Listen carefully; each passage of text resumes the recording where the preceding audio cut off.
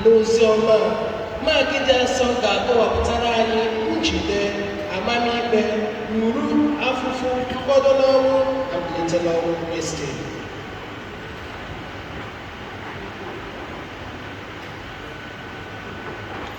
Mgbe ahụ, ọ fọdụrụ ụbọchị abụọ ka mmemme ngabiga na achịcha ekoghị eko ruo. Ndị isi nchụaja na ndị ode akwụkwọ wee na-achọ ụzọ aghụghọ ha ga-esi jide Jesu ma gbuo ya, ma ha sịrị, anyị agaghị eme ya n'oge emume a, ka ndị Juu ghara ịbụ ọgbaghara. Ka Jesu nọdụrụ n'oche nri na Betani n'ụlọ Simon onye ekpenta, otu nwanyị bịara nke bụ ite eji nkume alabasta mee, nke ezi mmanụ otite emepụtara n'osisi a na-akpọ nard dị n'ime ya. Mmanụ otite a dị oke ọnụ ahịa nke ukwuu. O wee kụwa ite ahụ, wụsa mmanụ otite ahụ n'isi Jesu. Ụfọdụ mmadụ ndị n'ebe ahụ ji oke iwe na-ekwurịta n'etiti onwe ha na-asị, gịnị mere ejirila mmanụ otite nke a n'ihi etu a?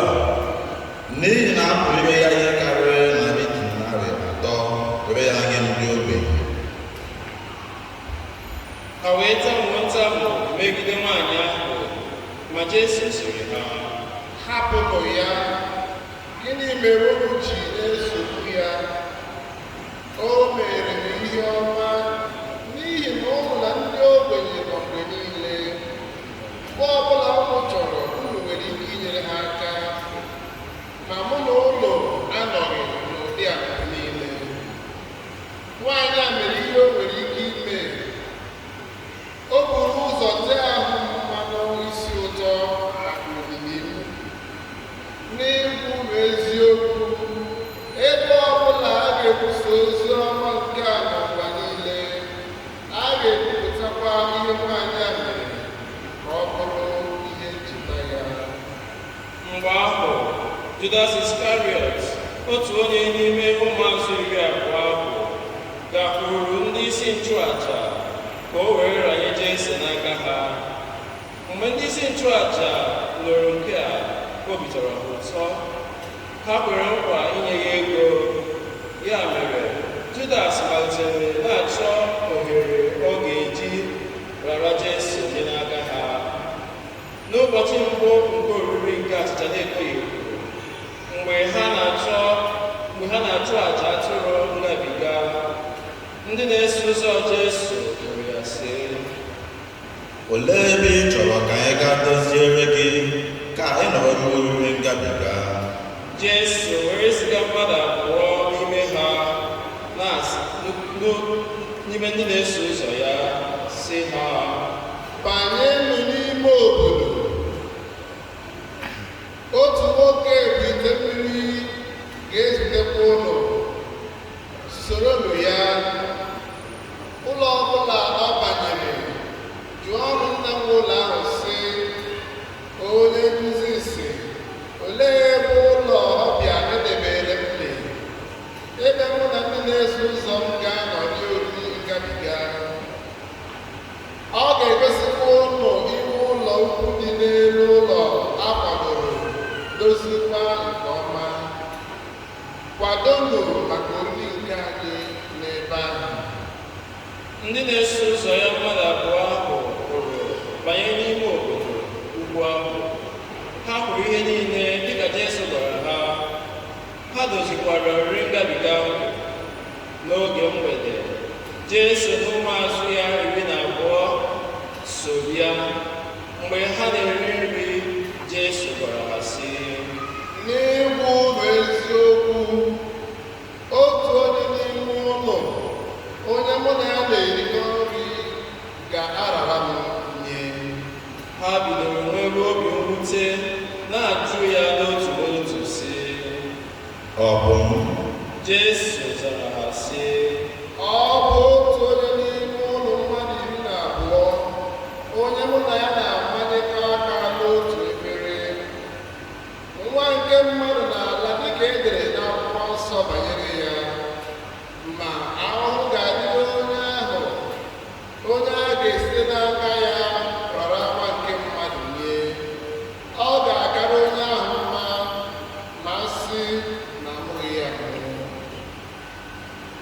Ka ha nọ na nri, Jesu were achịcha, gọzie, nyawa ya, nye ya ụmụazụ ya sị, nara ṅụrụ ya, nke a bụ ahụ m. O burukwa iko, mgbe o nyechara ekele, o bunyekwere ya ha niile ṅụrụ site na ya. Ọ gwara ha sị, nke a bụ ọbara m nke ọgbụgba ndụ ọhụrụ, nke a ga-agbafu maka ọtụtụ mmadụ. N'ịbụ unu eziokwu, agaghị m aṅụ mmanya sitere na mkpụrụ osisi vaịn ọzọ ruo ụbọchị ahụ mgbe m ga-aṅụ mmanya ọhụrụ n'alaeze Chineke. Mgbe ha kwechara ukwe otuto, ha gabara n'ugwu Oliv.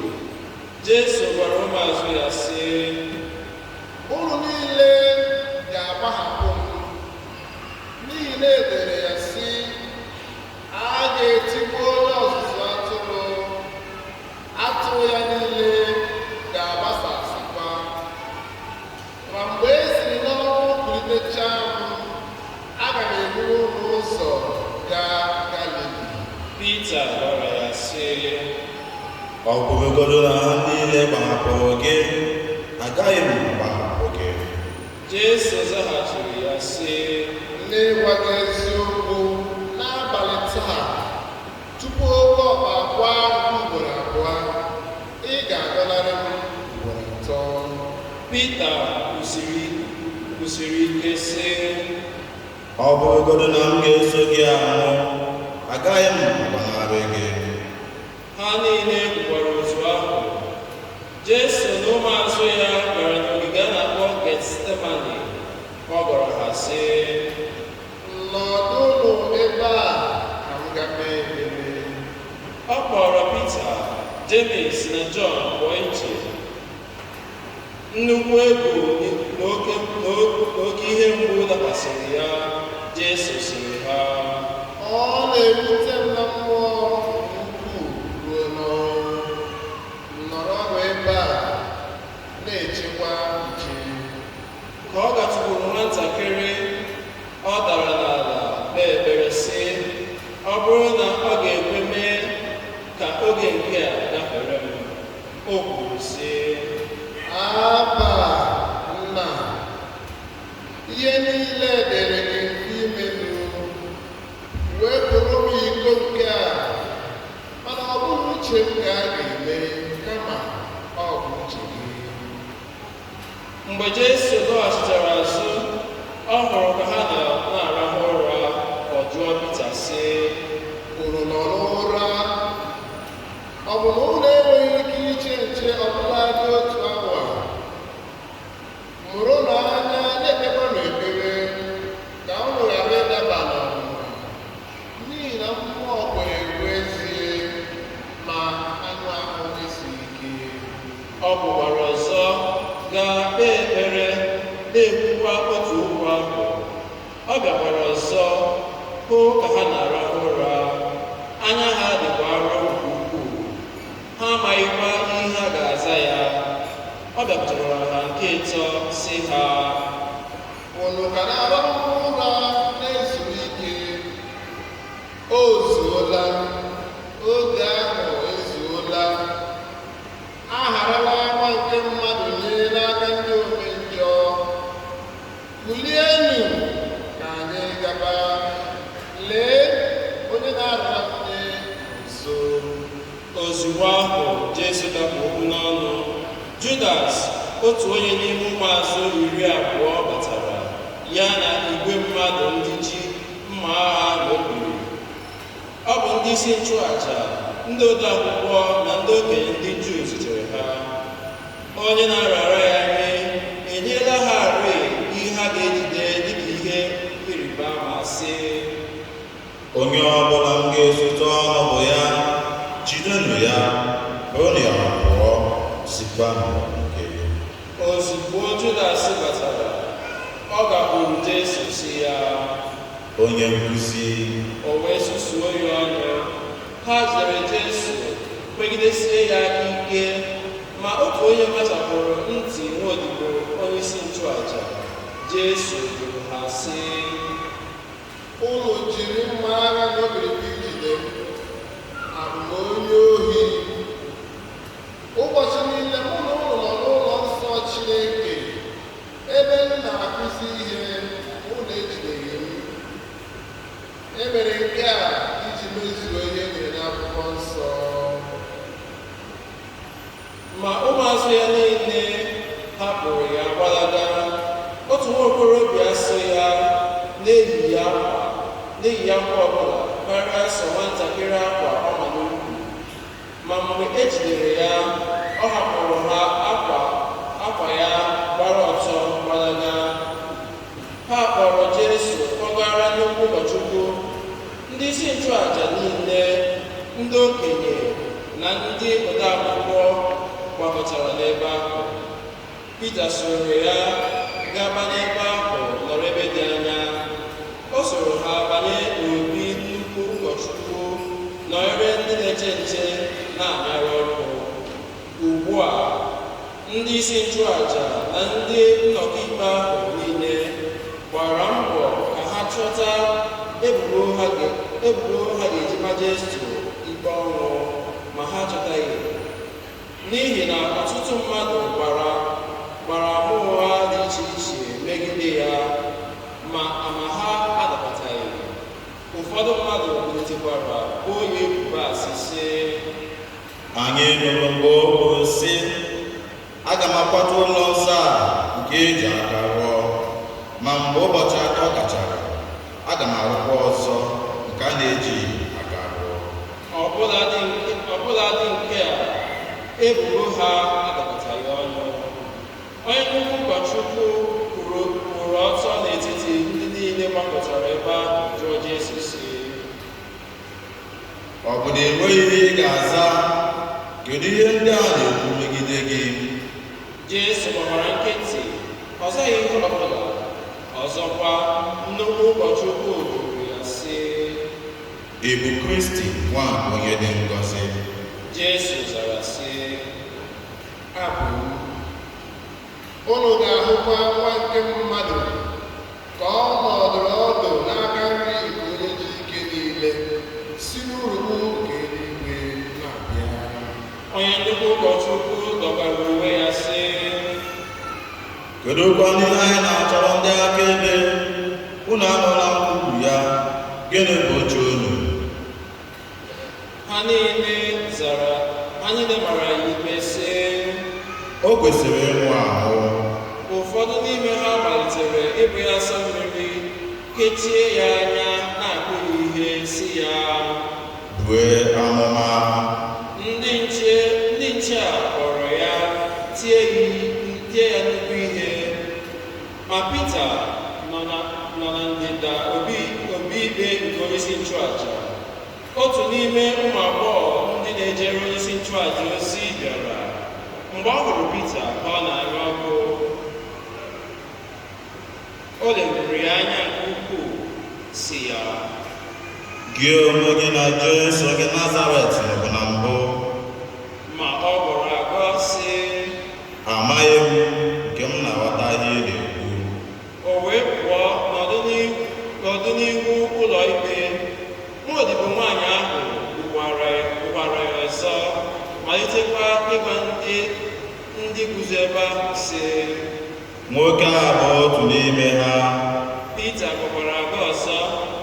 Mgbe nwa oge gachara, ndị guzo nso wee gwa Pita ọzọ sị, n'eziokwu, ịbụ otu onye n'ime ha, n'ihi na ịbụ onye Galili. Ma Pita malitere ịgọrọ onwe ya site n'ịṅụ iyi sị, amaghị m nwoke a unu na-ekwu maka ya. Ozugbo ahụ, oke ọkpa akwa nke ugboro abụọ. Pita wee cheta ihe Jesu gwara ya, tutu oke ọkpa akwa ugboro abụọ, ị ga-agbanahụ m ugboro atọ. O wutere ya nke ukwuu, ụba akwa arịrị. N'isi ụtụtụ, ndị nchụaja zukọrọ, ha na ndị okenye, ndị odeakwụkwọ na ndị nnọkọ ikpe niile wee kwa izu ihe ha ga-eme Jesu. Ha kere Jesu agbụ, duru ya pụọ, rara ya nye n'aka Pilet. Pilet jụrụ ya sị, ị bụ eze ndị Juu? Ọ zara ya sị, gị bụ nke a. ndị isi nchụaja boro Jesu ọtụtụ ebubo. Pilet ajụkwa ya ọzọ sị, ọ bụ na o nweghị ihe ọ bụla ị ga-aza lọọ ọtụtụ ebubo ha na-ebo gị? nke a gbagwojuru Pilet anya n'ihi na Jesu azaghịkwa ihe ọbụla. N'oge emume ngabiga, Pilet na-ahapụrụ ha otu onye nga ọbụla ha rịọrọ ka a hapụrụ ha. N'etiti ndị nnupụisi n'ime ụlọ mkpọrọ, ndị gburula ọchụ n'ọgbaghara nke obodo, e nwere otu nwoke a na-akpọ Barabas. Mgbe igwe mmadụ gakwuru Pilet rịọ ya ka o mere ha dịka omenala ha si dị, Pilet jụrụ ha sị, unu chọrọ ka m hapụ unu eze ndị Juu? Pilet kwuru nke a n'ihi na ọ ghọtara na ọ bụ n'ihi anyaụfụ ka ndị isi nchụaja ji kpọtara ya Jesu. Ma ndị isi nchụaja kpalitere igwe mmadụ ahụ ka ha rịọ Pilet ka ọ hapụrụ ha Barabas. Ma Pilet jụkwara ha ọzọ sị, gịnịkwanụ ka unu chọrọ ka m mee nwoke ahụ onye unu na-akpọ eze ndị Juu? ha tiri mkpu ọzọ sị, gbọgbuo ya n'obe. Pilet jụrụ ha sị, maka gịnị? Kedu ihe ọjọọ o mere? ma ha tikwara mkpu ike sị, gbọgbuo ya n'obe. ebe ọ bụ na Pilet chọrọ ime ihe ga-atọ igwe mmadụ ahụ ụtọ, ọ tọhapụrụ ha Barabas. Mgbe a kpachara Jesu ihe, ọ kpọnyere ya ha ka ha gbuo ya. Ndị agha kpọrọ Jesu baba n'ime obi ebe a na-akpọ Praetorium. Ha kpọkọtara usuu igwe ndị agha niile. Ndị ha yibere ya uwe na-acha uhie uhie, kpaa okpu ogwu ube ya n'isi. Ha bidoro kelebe ya sị, ekele eze ndị Juu. ha kụkwara ya osisi n'isi, bụọ ya asa mmiri,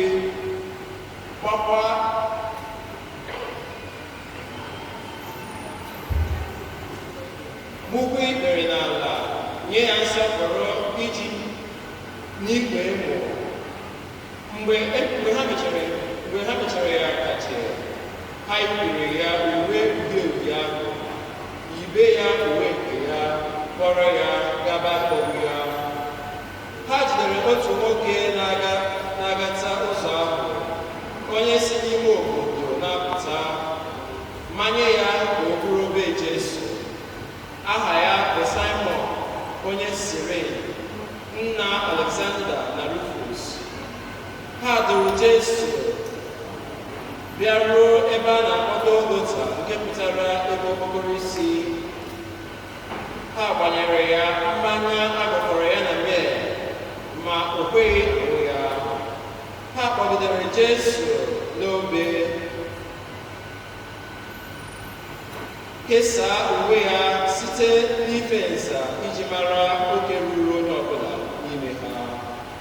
Ọ bụ n'elekere 9 nke ụtụtụ ka ha jiri kpọgbuo Jesu. Ihe ha dere n'elu obe na-egosi ebubo ha boro ya bụ eze ndị Juu. Ha kpọgburu ya na ndị ohi abụọ n'obe, otu n'aka nri ya, otu n'aka ekpe ya. Nke a bụ iji metuo ihe edere n'akwụkwọ nsọ si, a gụnyere ya na ndị omenjọ, ndị na-agafe n'ụzọ na-akparị ya, na-ebufe n'isi na-asị, gị onye nwere ike imebe ụlọ nsọ ma duzikwa ya n'ụbọchị 3, zọpụtala onwe gị si n'elu obe ahụ rịdata.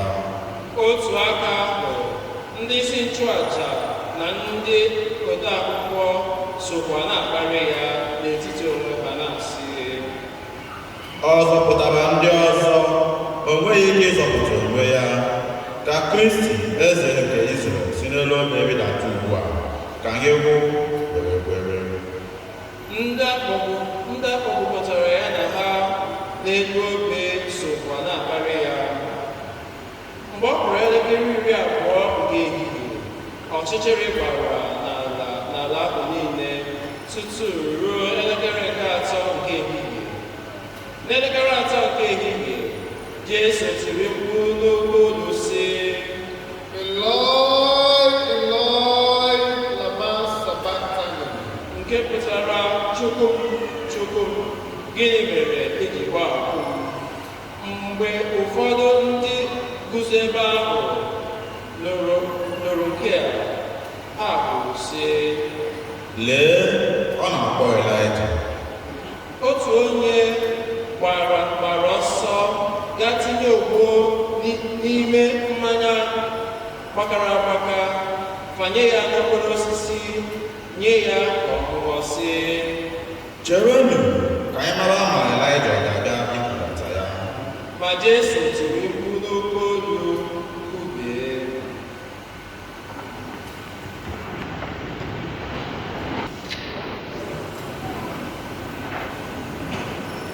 Nnukwu akwa mgbochi nke ụlọ nsọ dọwara abụọ site n'elu ruo n'ala. Ma mgbe otu onye ọchịagha guzo n'ihu ya hụrụ otu o siri nwụọ, o kwuru sị, N'eziokwu, nwoke a bụ nwa nke Chukwu. ọ nwekwara ụmụ nwanyị ndị bụ ebe ahụ, ndị bụ ebe dị anya na-ele ihe na-emenụ. Ụmụ nwanyị ndị a sokwa ha kwụrụ ebe ahụ: Mary onye Magdala, Mary nne Jemis nke nta, na Josef na Salome. Ndị a na-esogbu Jesu na-elekọta ya anya mgbe ọ nọ na Galili. O nwekwara ọtụtụ ụmụ nwanyị ndị ọzọ ndị soro ha gbakọta na Jerusalem n'oge uhuruchi, ebe ọ bụ na ụbọchị ahụ bụ ụbọchị nkwadebe, ya bụ ụbọchị na-abụta ụbọchị Sabat. Josef onye Arimatia, onye a na-asọpụrụ n'etiti ndị ọgbakọ, onye sokwa na-achọ alaeze nke Chineke, kara obi gakwuru Pilet rịọ ya ka o bụrụ ahụ Jesu. Ọ gbagojuru Pilet anya otu Jesu si nwụọ n'atụfughị oge. Nke a mere o jiri kpọọ onye ọchịagha ahụ jụọ ya ma Jesu anwụọla.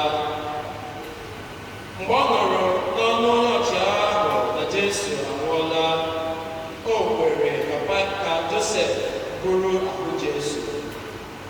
Josef zụtara akwa ọcha, budaa ozu Jesu, were akwa ọcha kechie ya, dọnye ya n'ime ili nke o gburu n'okwute. Ọ kpọrere otu nkume sara mbara wee mechie ọnụ ụzọ ili ahụ. Mary onye Magdala na Mary nne Josef kwụkwara ebe e liri ya.